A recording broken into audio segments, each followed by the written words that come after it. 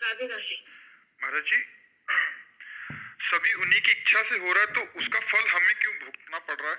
जब सब तुम अपनी इच्छा पर करना बंद कर दो, तुम्हें भोगना बंद कर हो जाए, किसका भय? तो हाँ, अपनी इच्छा बंद कर दो।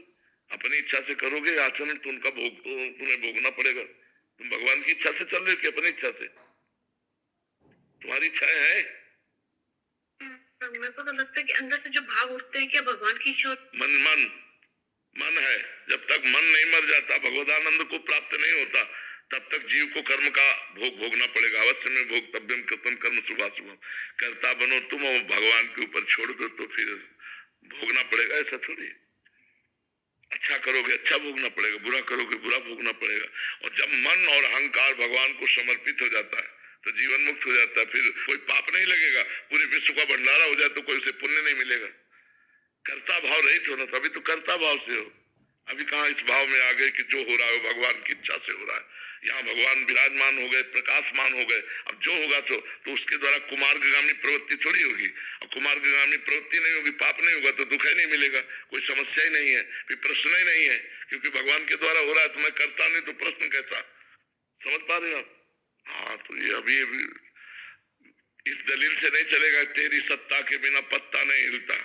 तो फिर नरक भी उसकी इच्छा से बना है, रोग भी उसकी इच्छा से बने, पुलिस डिपार्टमेंट भी उसकी इच्छा से डंडे लगाएगा, ये भी उसकी इच्छा है,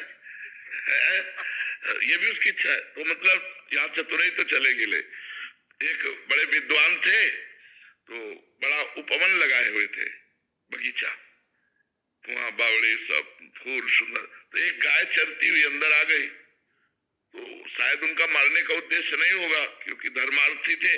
तो उन्होंने एक पत्थर का टुकड़ा उठाया और ऐसे तो गाय के मस्तक में लगी, वो तुरंत गिरी और मर गई। अब गौ हत्या प्रकट हो गई।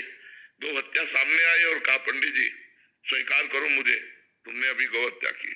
बड़े विद्वान थे, उन्होंने तुरंत, देवराज इंद्र का वास हाथ में है, जैसे चरणों में विष्णु का वास है, अलग अलग देवताओं का।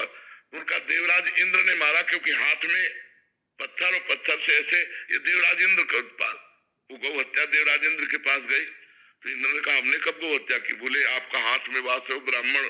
बोले शास्त्र में ऐसा वर्णन है तो आपको भोगना पड़ेगा। बोले चलो हमारे साथ गुप्त रूप से रहना। वहां गए एक सेठ के रूप में। बोले पंडित जी प्रणाम, क्या सुंदर फूल लगे हुए हैं, किसने लगाया? बोले हमने। वाह, बहुत सुंदर है बगीचा है, किसने लगाया? हमने। और ये कुआं? हमने। बोले गौ हत्या? इंद्र ने। चढ़ जाए इसके ऊपर। अच्छा काम किया तो हमने, बुरा किया तो देवराज इंद्र ने। गौ हत्या को तुरंत उसको स्वीकार करना पड़ा। तो देखो याद चतुराई नहीं चलेगी। अहंकार जब तक भगवान में समर्पित नहीं होता तब तक ये बात कहने की केवल रहेगी। पाप भी भगवान की सत्ता से हो रहा, अगर मानोगे तो नरक भी भगवान की सत्ता से, डंडा भी भगवान की सत्ता से, रोग भी भगवान की सत्ता से। इसलिए होश में दो विभाग किए गए, एक पाप कर्म और एक पुण्य कर्म। पहले पुण्य कर्म करके पाप कर्मों का त्याग कर दो, फिर पुण्य कर्म में कर्ता भाव का त्याग कर दो। भगवान का नाम जप करो, भगवान की प्राप्ति हो जाएगी।